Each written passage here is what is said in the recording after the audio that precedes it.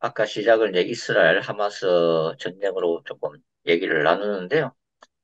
사실 이렇게 눈에 보이는 이런 그 전쟁도 사실은, 이 영적인 세계에서는 사실 뭐 인간의 죄악과 탐욕, 그 다음에 그 배후 역사는 사탄의 활동, 그리고 이 모든 것들을 또 승리하시고 주관하시는 인간과 역사의 왕이신 하나님, 이런, 그, 어떤 배경에 이런 세계가 자리 잡고, 있는 거죠. 우리가 요한계시록을, 또 이렇게, 우리 영적 전쟁이라고 하는 차원에서 지난 시간에 초자연적 세계관을 조금 말씀을, 드렸는데요. 저는 이제 영적 전쟁은 이제 많이 들어보셨지만, 이게 holy war, 즉 거룩한 전쟁이라고 하는 런 개념은 처음 들으시는 분이 많을 거라고 생각을 합니다. 근데 저는 이제 영적 전쟁이란 단어도 자주 쓰지만, 신학적으로 거룩한 전쟁 신학 이런 용어를 제가 좀 많이 씁니다. 왜냐하면 그쪽 부분을 제 나름대로 연구를 깊이 하고 성경 전체를 보는 하나의 성경 신학적인 틀로 제가 사용하기 때문에, 거룩한 전쟁, 또 거룩한 전쟁 신학이라는 단어를 좀 쓰고 있는데요. 우리가 요한계시록을 이제 쭉 읽어보시면, 요한계시록 2장과 3장이 소위, 소아시아의 역사적으로 존재했던 일곱 교회에 보내는 예수 그리스도의 메시지잖아요.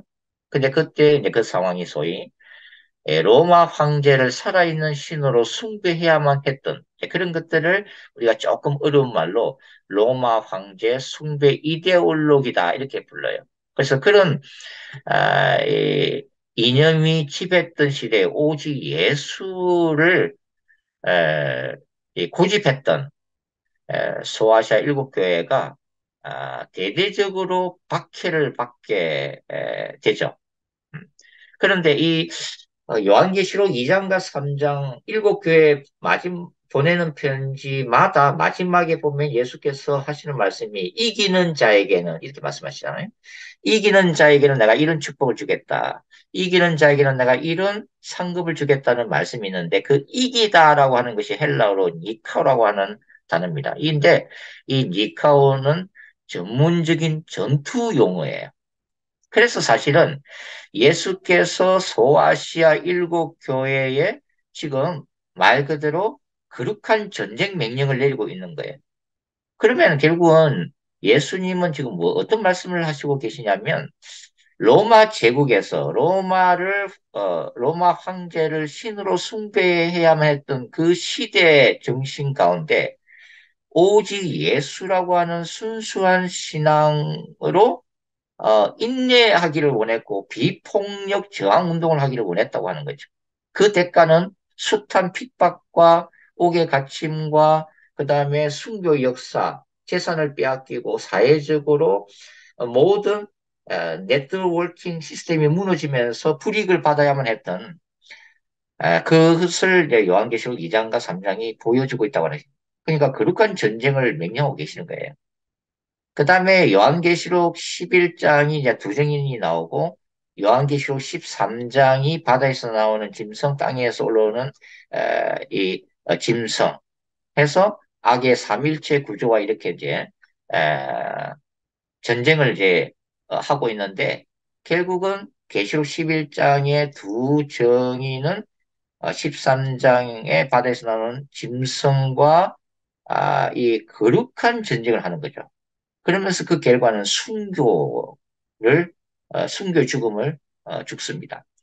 요한계시록 13장에는 이 짐승의 지배하에서 성도들이 순교의 피를 흘리는 모습이 이제 기록이 되어 있죠. 그러니까 요한계시록을 또 하나로 표현하자면은 순교의 피가 흘러 넘치는 책이 바로 요한계시록이에요.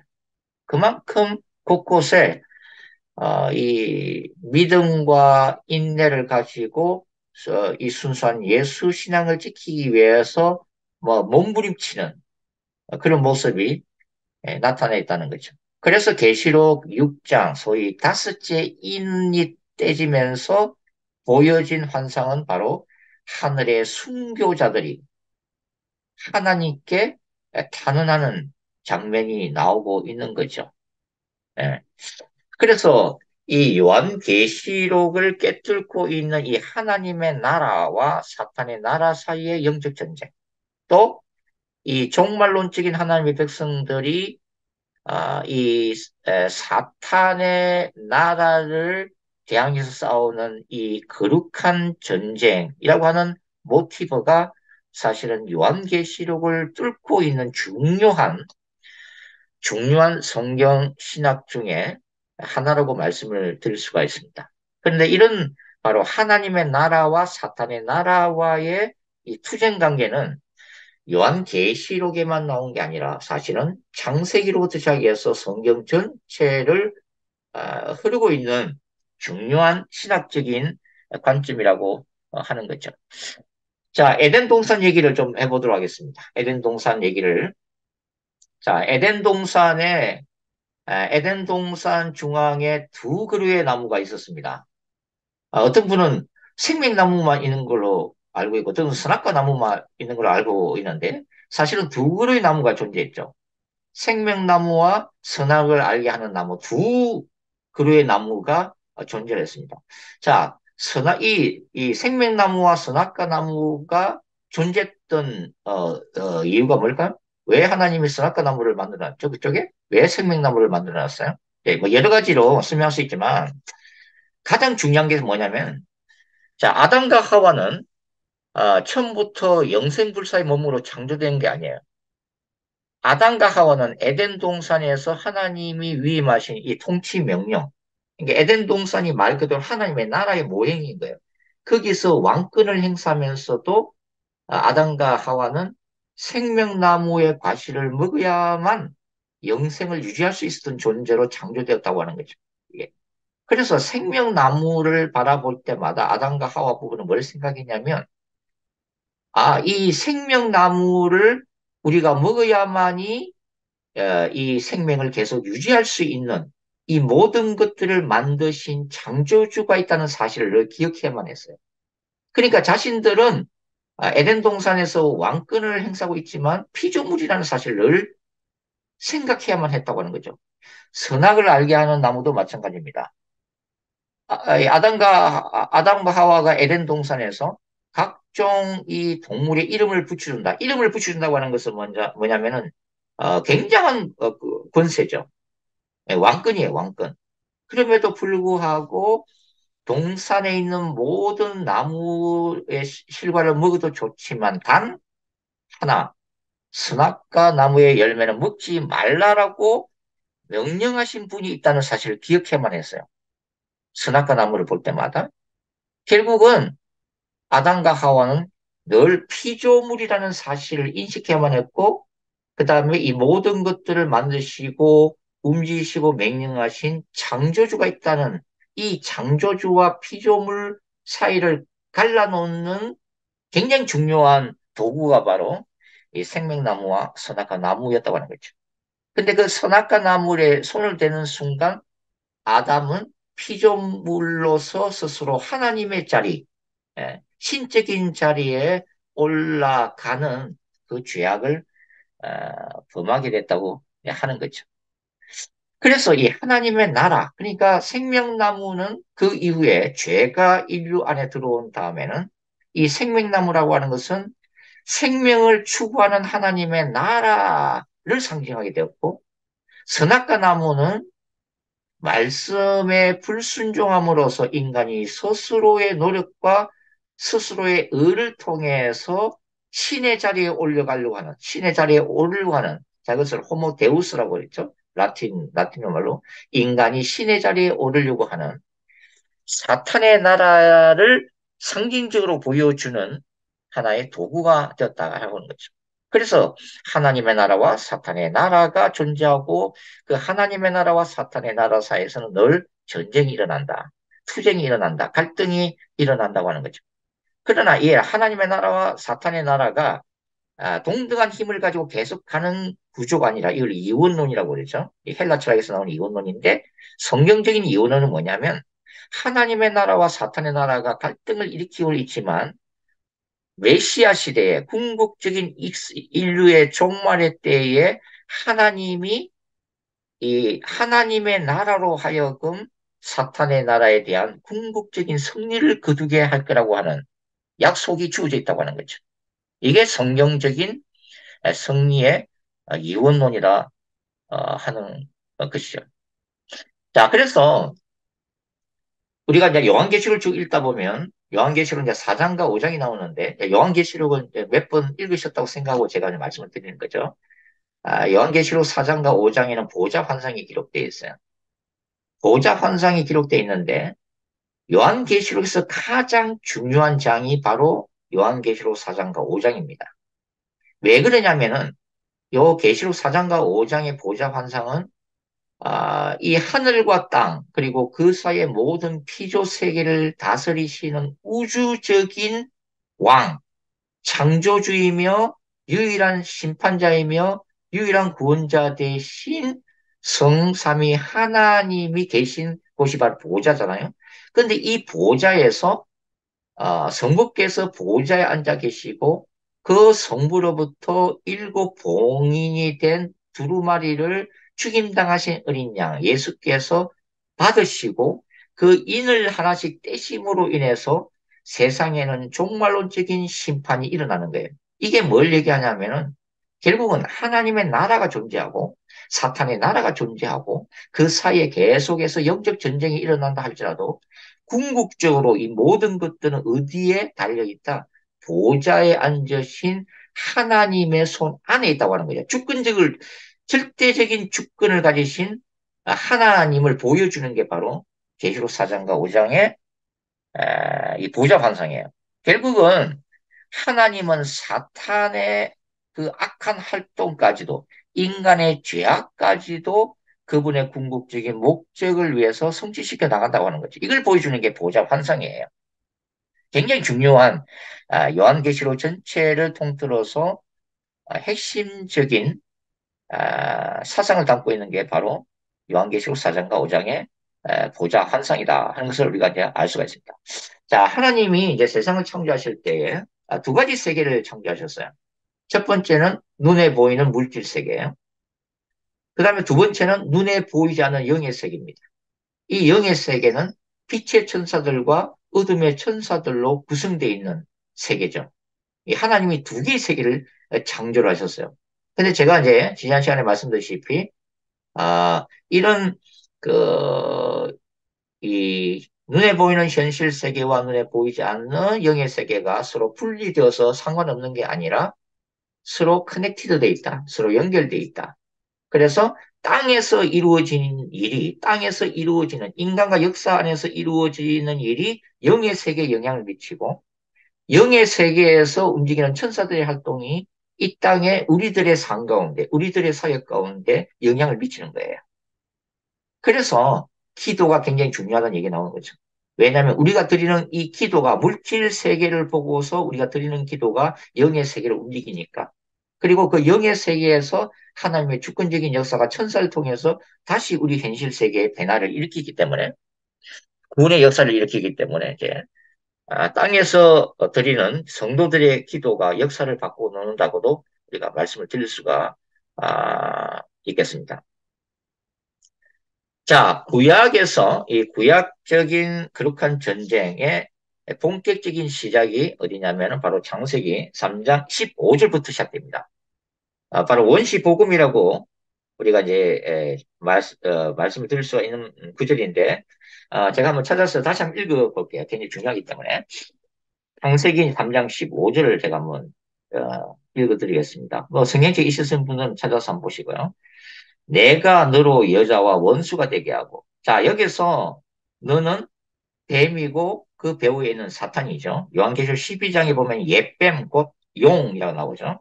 그래서 이 뱀은 단순히 피조물로서의 뱀이 아니라 바로 사탄의 활동, 사탄의 도구로 쓰임받는 뱀이기 때문에 뱀은 곧 사탄과 지금 동일시되고 있는 거예요. 내가 너로 여자와 원수가 되게 하고 하와와 이제 사탄은 원수 관계가 된다고 하는 거죠. 그 다음 구절이 뭐냐면 내 후손도 여자의 후손과 원수가 되게 하리니. 자, 뱀의 후손과 그 다음에 여자의 후손 사이가 원수가 되게 할 거라는 전쟁 관계가 될 거라고 하는 거죠. 이게. 여기서는 여자의 후손이 단수형인데 여기서는 구약 시대를 얘기하고 있다고 말씀을 드려도 되겠습니다. 그러니까 하나님의 백성, 구약에 나오는 하나님의 백성, 또 이스라엘과 사탄의 나라 간에도 영적 전쟁이 일어날 거라고 하는 거죠. 그 다음에 나오는 똑같이 단수형으로 기록되어 있는 여자의 후손은 앞에 나와 있는 여자의 후손과는 또 단어는 같은데 의미는 전혀 다릅니다. 그래서 뒤에 나오는 여자의 후손은 바로 메시아 예수님의 초림을 예고하고 있는 거예요. 그래서 여자의 후손은 너의 머리를 상하게 할 것이요. 십자가 사건에서 사탄의 권세를 깨뜨릴 것임을 예고하고 있는 것이죠.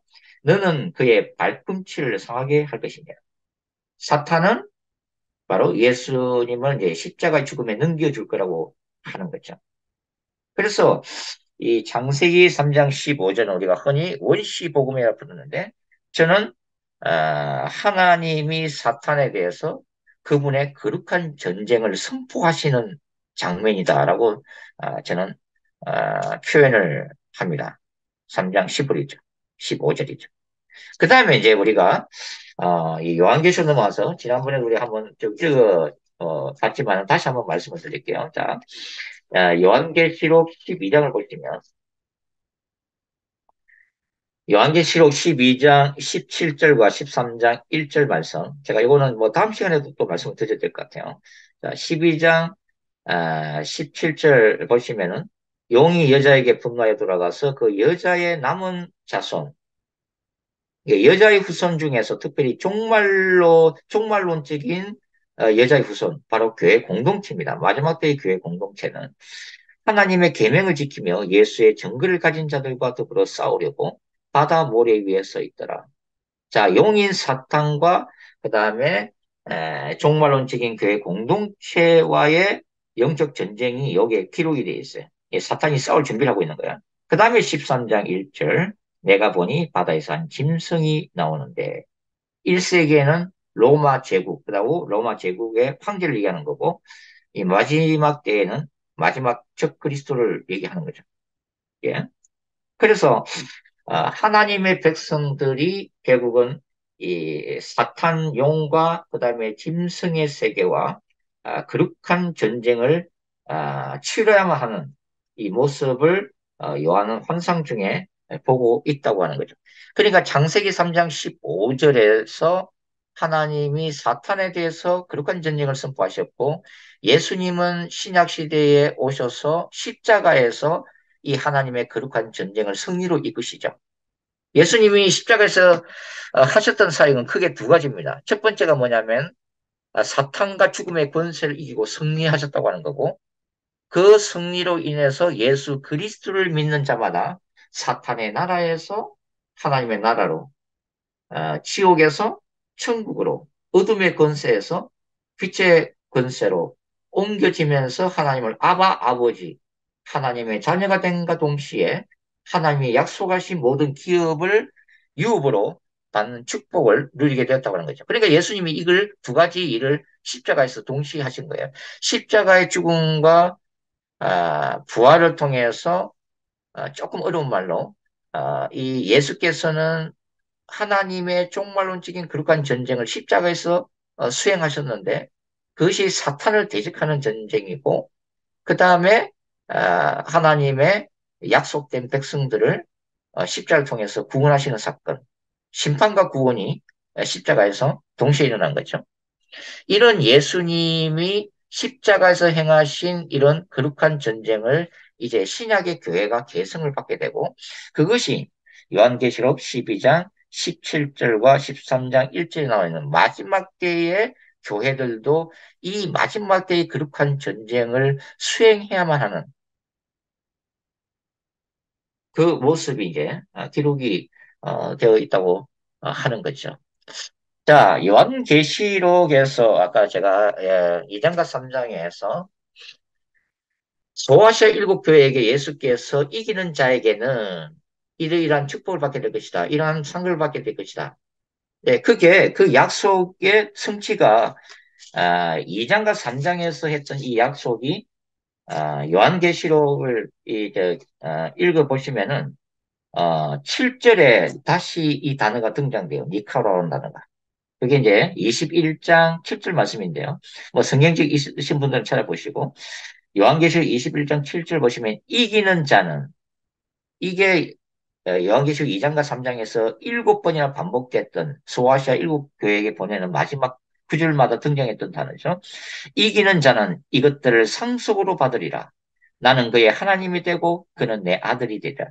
결국은 예수 그리스도 안에서의 이 거룩한 전쟁에 승리한 신자들이 받을 상급이 바로 요한계시록 21장과 22장에 기록되어 있는 새하늘과 새 땅인 거예요.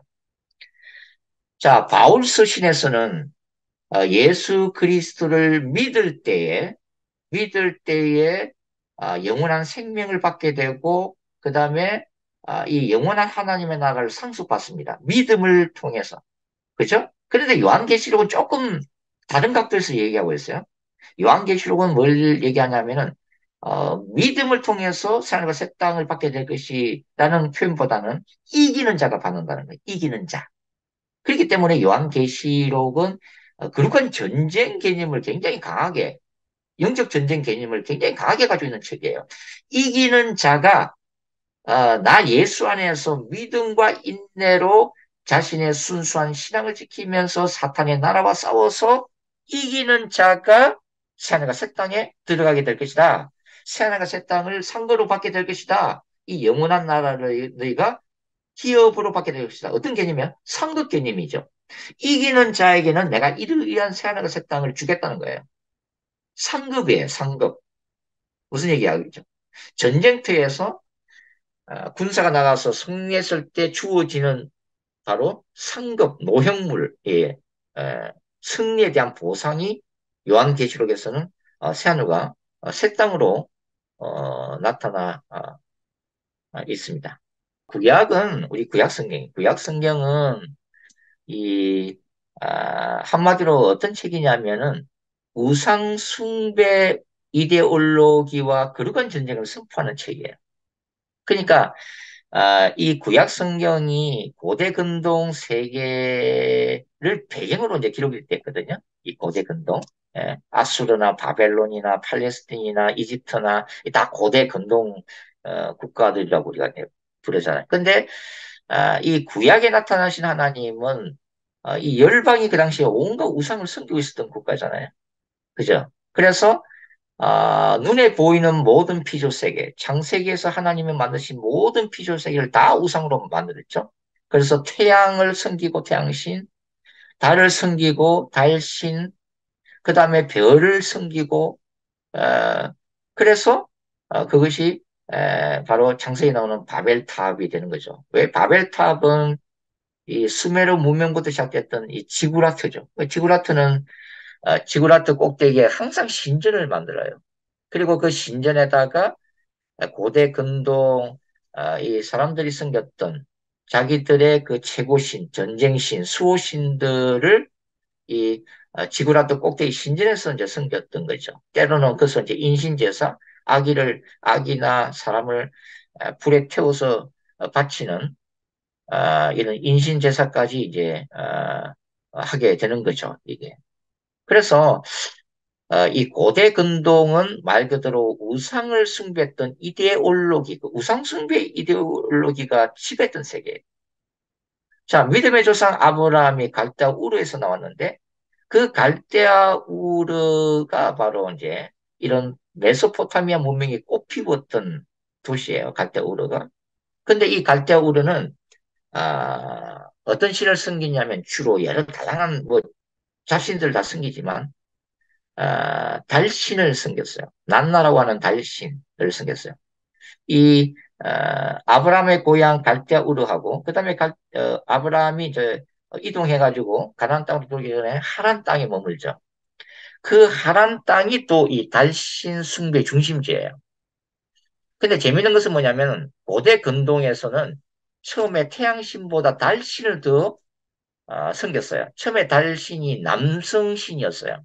근데 나중에 이제 여신으로 바뀌죠. 근데 처음에 이제 달신이 최고 신이었다가 그 다음에 신바벨론, 느부갓네살의 신바벨론으로 오면서 이 마르둑이 태양신이 힘을 얻으면서 그때부터는 태양신이 최고신이 돼요.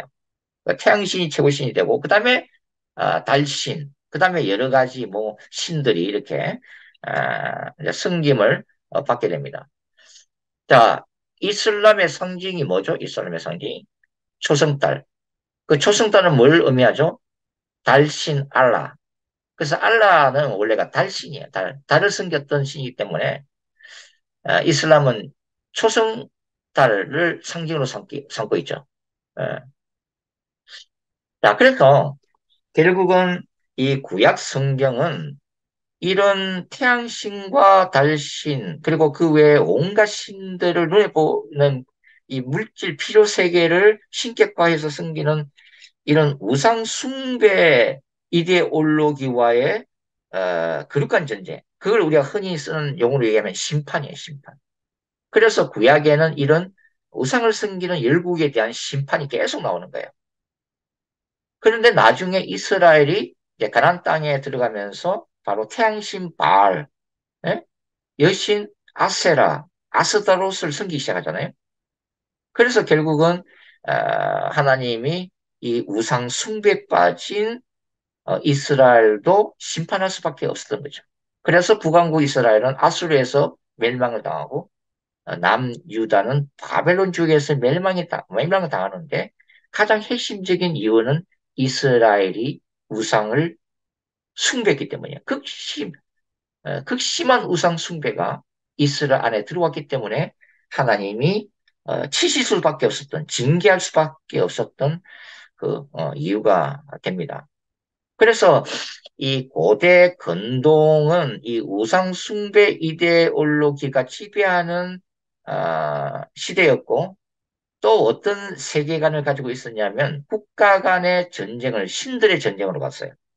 그러니까 한 나라와 다른 나라가 싸울 때에 각 나라가 섬기는 최고 신들이 싸우는 전쟁으로 생각을 했어요. 그래서 어떤 전쟁에서 승리하면은 이 승리한 국가의 신이 힘이 파워가 더 세기 때문에 이겼다고 생각하는 거죠.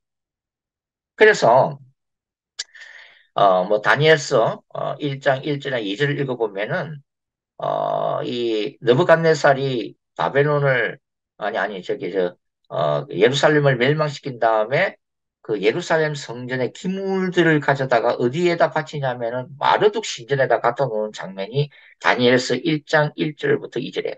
다니엘과 세 친구가 끌려갈 때에 이 바벨론 제국이 예루살렘 성전에 있는 거룩한 성물을 가져다가 어디다가 갖다 바쳐요?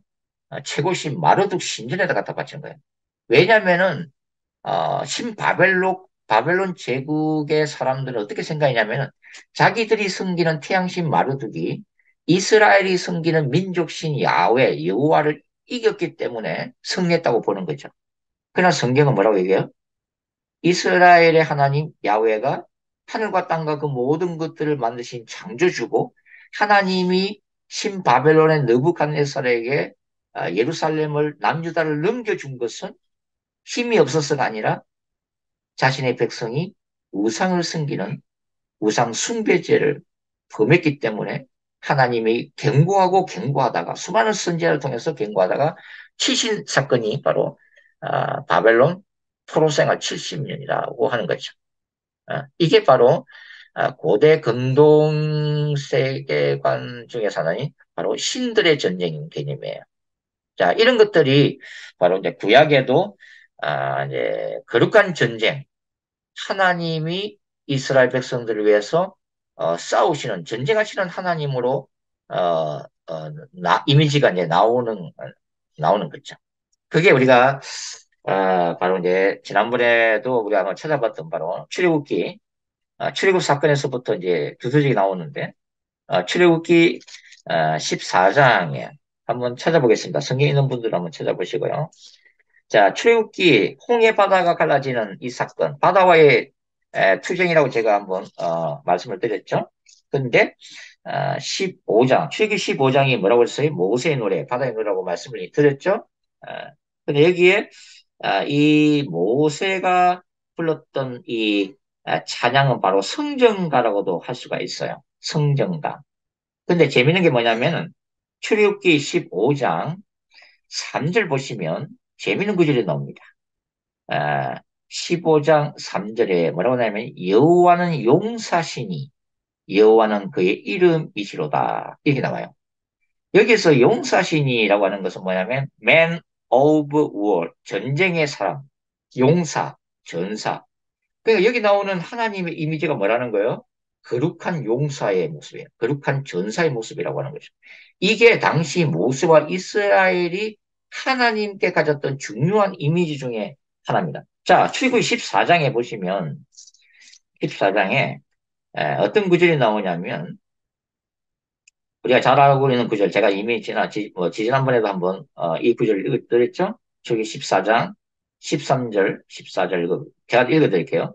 모세가 백성에 이르되 너희는 두려워하지 말라. 이 홍해 앞에서 이제 하는 얘기죠. 가만히 있어서 여호와께서 오늘날 너희를 위하여 행하시는 구원을 보라. 너희가 오늘 본 애국 사람을 영원히 다시 보지 아니하리라. 그 다음에 14절 굉장히 재밌는 구절 나와요. 여호와께서 너희를 위하여 어떻게 하시다? 싸우시리니 전쟁을 하시리니 너희는 가만히 있을지어다. 자, 이게 뭐냐면 이스라엘의 하나님을 어떻게 좀 생각하냐면 아, 전쟁하시는 하나님, God at war. 누구를 위해서? 이스라엘 위해서 싸우시는 하나님을 본 거예요. 그래서 우리가 이제 이스라엘 출애굽할 때 모세가 10대 재앙을 이집트에서 일으키잖아요. 하나님이 모세를 통해서 10대 재앙. 그런데 재밌게도 성경은 뭐라고 얘기하냐면은 내가 애굽의 신들을 심판할 것이다. 그렇게 말씀하세요. 애굽의 신들을 심판할 것이다. 10대 재앙을 통해서. 그 얘기가 뭐냐면 10대 재앙 하나하나가 애굽의 신들과 싸우시는 하나님이라고 하는 거예요. 그러니까 아, 이 이집트가 나일강부터 시작해서 모든 것들을 다 우상하고 신으로 섬기고 있었단 말이에요. 그죠? 예를 들어서 10대 재앙 중에 하나님이 하늘을 캄캄하게 만드시잖아요. 그럼 이거는 뭐 애굽에 섬기는 어떤 신을 하나님이 심판하시는 사건이에요. 바로 태양신 라입니다. 태양신 라. 이집트가 섬겼던 태양신 라, 태양신을 하나님이 캄캄하게 만들어 버리시는 거예요. 그러니까 태양신이 힘을 못 쓰는 거죠. 그래서 성경에는 이 10대 재앙을 애굽의 신들을 심판하시는 하나님의 전쟁으로 묘사를 하고 있다고 하는 것입니다. 이게 이제 구약에 나오는 거룩한 전쟁 신학적인 관점이에요. 아, 우리가 이제 사무엘상을 좀 읽어보시면 제가 여기에 그 다윗이 골리앗과 싸우잖아요. 다윗이 골리앗과 싸우는데 그때 다윗이 하는 대사가 굉장히 재밌어요. 뭐 제가 이제 찾아서 한번 읽어드릴 텐데 사무엘상 17장 45절부터 47절을 제가 한번 읽어드릴게 한번 들어보세요. 뭐라고 하나? 다윗이 뭐라고 하나? 다윗이 블레셋 사람에게 이르되 너는 칼과 창과 단창으로 내게 나오거니와 골리앗 보고 하는 얘기죠. 나오거니와 나는 만군의 여호와의 이름 곧 네가 모욕하는 이스라엘 군대의 하나님의 이름 하나님을 어떻게 봐서 이스라엘 군대를 이끄시는 용사로서의 하나님을 지금 묘사하고 있는 거예요. 이스라엘 군대의 하나님의 이름으로 내게 나아가노라. 자, 이 만군의 여호와 이름. 자, 만군의 여호와라고 하는 뜻이 뭐냐면 하늘과 땅의 모든 군대를 주재하시는 분이라는 뜻이에요. 만군의 야훼라는 뜻은. 그리고 46절 오늘 여호와께서 너를 내 손에 넘기시리니 자, 구약성경 읽다 보면은 하나님이 네가 밟는 땅을 내가 너에게 넘기겠다. 또는 내가 너의 대적을 네 손에 붙이겠다. 이런 용어들이 많이 나오는데 이게 거룩한 전쟁 개념이죠. 표현이죠. 이게 여호와께서 너를 내 손에 넘기시리니 내가 너를 쳐서 내 목을 베고 블레셋 군대의 시체를 오늘 공중에 세워 딸의 땅에 들짐승에 주고 온 땅으로 이스라엘의 하나님이 계신 줄 알게 하겠고. 자, 이게 거룩한 전쟁의 목적이에요. 하나님이 이스라엘 위해서 왜 싸우시는가? 하나님 스스로 영광을 드러내기 위해서요. 하나님이 계신 줄을 알게 하겠고 하나님의 영광을 드러내겠다고 하는 얘기죠. 47절. 또 여호와의 구원하심이 칼과 창에 있지 아니함을 이 무리에게 알게 하리라. 그러니까 군사력 때문에 이고진다는 게 아니라는 거야. 전쟁은 여호와께 속한 것인즉 전쟁이 하나님께 속해 있다고 하는 거야. 그가 어, 너희를 우리 손에 넘기시리라. 자, 이게 거룩한 전쟁 시작입니다. 무슨 얘기냐면은 거룩한 전쟁이라고 하는 것은 이스라엘에 뭐 군사가 많아서 또는 뭐 전쟁을 잘해서 이기는 게 아니라 하나님이 기적적으로 개입을 하셔서 그분의 능력으로 그분이 베푸시는 기사와 표적으로 하나님의 때로는 천사들을 사용하기도 하고 때로는 바람과 구름과 천둥과 번개와 전염병을 사용하셔서 이스라엘 위해서 전쟁을 하시는데 이스라엘 구원하기 위해서 대적들을 갖다가 심판하신다는 거예요. 이게 여호와의 거룩한 전쟁입니다. 구약에 나오는 굉장히 중요한 거죠. 그래서 하나님의 나라와 사탄의 나라가 있는데 하나님은 어떤 하나님이냐면은 하나님의 백성들을 위해서 사탄의 나라를 대적해서 싸우시는 전쟁하시는 하나님이시라고 하는 거예요. 이런 하나님이 지금 이 순간도 우리를 위해서 싸우신다고 하는 거죠. 연약한 우리를 위해서 주님이 대신 싸우시는 거예요. 그분의 초자연적인 능력을 사용해서 우리를 구원하신다 하는 거죠. 그래서 이 야외의 거룩한 전쟁이라는 것은 뭐냐면 하나님이 주도하신다. 그 다음에 하나님이 기사와 표적으로 개입하신다. 신약 시대는 성령의 능력, 성령 역사로 이제 바뀌는 거죠. 그러면은 이스라엘이 할 수 있는 거는 뭐냐? 하나님이 다 하시는 거잖아요. 하나님이 홍해도 가르시고, 하나님이 여리고도 무너뜨리시고, 하나님이 이 이스라엘의 대적 왕국, 이 왕정 시대 오면은 이스라엘이 국난에 처할 때마다 모든 주변의 대적들을 하나님이 다 무찔러 주시잖아요. 기적으로, 능력으로. 그러면 이스라엘이 해야 될 거는 없느냐? 아니죠. 이스라엘 해야 될 게 있어요. 그게 뭐냐면 크게 두 가지입니다. 첫 번째는 말씀에 철저히 순종할 것. 말씀에 철저히 순종할 것. 두 번째는 거룩한 공동체를 유지할 것. 이거예요. 하나님이 요구하시는 거는. 말씀에 철저하게 순종해라. 그 다음에 너희의 공동체 안에 거룩함을 유지시켜라. 예. 만일에 불순종하거나 거룩함을 유지하지 못하는 우상 숭배의 죄를 범하면 하나님은 이스라엘을 버리시는 거예요. 하나님을 위해서 더 이상 싸우지를 않아요. 예? 그래서 어, 이스라엘이 불순종하고 우상을 숭배할 때는 하나님은 오히려 이스라엘을 징계하시는 하나님으로 나타나요. 징계. 그래서 여기 파워포인트에 보시면 야외 거룩한 전쟁 해서 영어로 제가 써놨는데요. 이게 뭐냐면 for Israel. 그러니까 이스라엘이 하나님의 말씀에 믿음으로 반응하면 순종하면 하나님은 for Israel. 이스라엘을 위해서 against the enemy. 이스라엘 모든 대적들을 대항해서 싸워 주시겠다고 하는 거죠. 그러나 이스라엘이 불순종하거나 우상 숭배하면 하나님은 어떻게 하시겠다? against Israel. 이스라엘을 호위로 대적하시겠다는 거예요. 누구를 통해서? through enemies. 이스라엘의 주변 민족들을 통해서 아수르나 바벨론을 통해서 암몬과 모압을 통해서 블레셋을 통해서 이스라엘을 치시겠다는 거예요. 이걸 우리가 징계라고 하죠. 징계. 사랑에 매를 든다는 거예요. 그래서 이 구약 성경에서 우리가 for Israel against enemies 이스라엘 위해서 대적과 싸우시는 대표적인 사건이 바로 출애굽 사건이에요. 그래서 우리는 구원 사건이라고 불러요.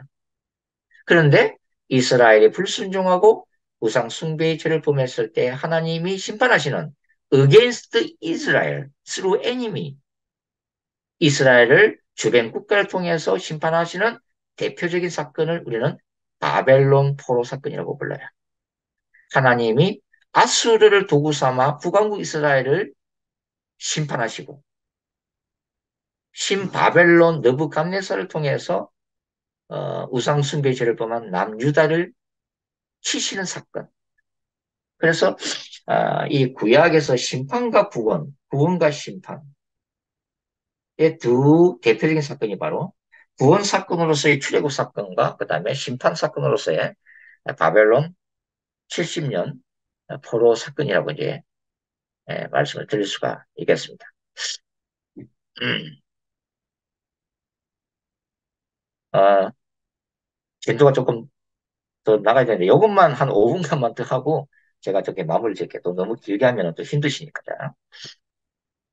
아, 이러한 그 구약에 나타나 있는 이 거룩한 전쟁은 사실 물리적인 전쟁뿐만 아니라 왕정 시대에 들어가면은 이제 예언자들을 하나님이 일으키셔가지고 그 예언자들의 메시지를 통해서 심판과 구원을 선포하시는 거룩한 전쟁을 이제는 말씀으로 이제 하는 거예요.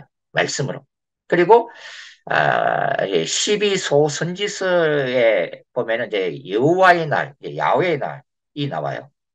이게 종말론적인 하나님의 날. 그러니까 이스라엘이 궁극적으로 구원을 받고 이스라엘 대적들이 궁극적으로 심판을 받는 이 여호와의 날이 12소 선지서에 등장되는데 이것을 우리가 이제 또 야훼의 종말론적인 거룩한 전쟁이다라고 불러요. 왜냐하면 이 여호와의 전쟁은 두 가지 개념을 담고 있어요. 심판과 구원, 구원과 심판 이 두 가지.